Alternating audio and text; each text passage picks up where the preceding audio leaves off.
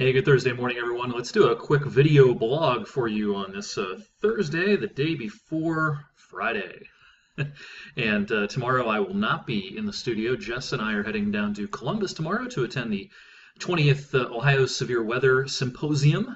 Some great speakers, including Mike Bettis from the Weather Channel, will be speaking down at Ohio State tomorrow, so we're looking forward to that trip.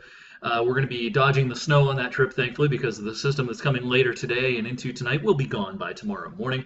This system is not a real impressive one. Here's a look at the current conditions as of 8:30. It's cold. It's only 19 here in Youngstown.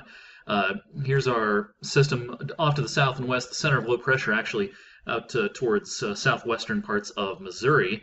You can see there's rain where it's warm enough and snow, if the radar comes back on, there we go, some snow on the northern fringes of this. But it's going to be very light snow.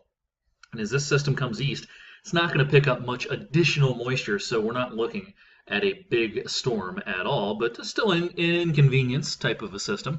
Here's a look at the timing on our high-resolution model. You're fine through the morning and a good chunk of the afternoon, actually. I think some of the initial blue you see around the region in northeast Ohio by 3, 4 o'clock, this will be snow that's not quite reaching the ground yet, but then it will start to, the atmosphere will become saturated enough eventually by this evening that we start to get in on some light snow.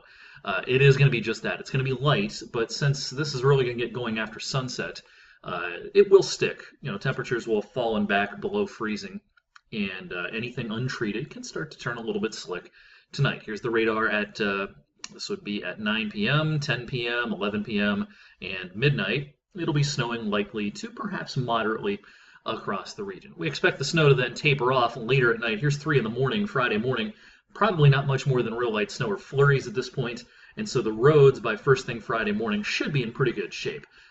Again, secondary roads and parking lots and sidewalks, anything that happens to be untreated can turn pretty slick. As far as amounts, the model's not impressed. The consensus here is generally about 1 inch to maybe 1.5 inches when all is said and done on the latest modeling.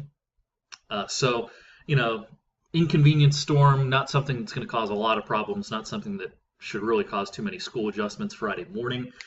Friday is going to be an uneventful day, and then perhaps our last snowflakes of the season coming our way on Saturday. This will be in the afternoon. It might even try to mix with rain. It's going to be milder Saturday. We'll try to get into the upper 30s. And so maybe we see some snowflakes Saturday afternoon, Saturday evening. Once that low gets out of the way, Sunday's going to turn partly to mostly sunny, and then next week, as we've been advertising for about a week now, next week looks pretty warm, a lot of 60s, maybe still a chance of a 70. I'm not quite as optimistic about a 70 as I was previously, but guaranteed we're going to get into the 60s for at least a couple of days next week, so lots of things to look forward to there. All right, you can look forward to more updates from me throughout the day. Jess, of course, is in the studio this morning.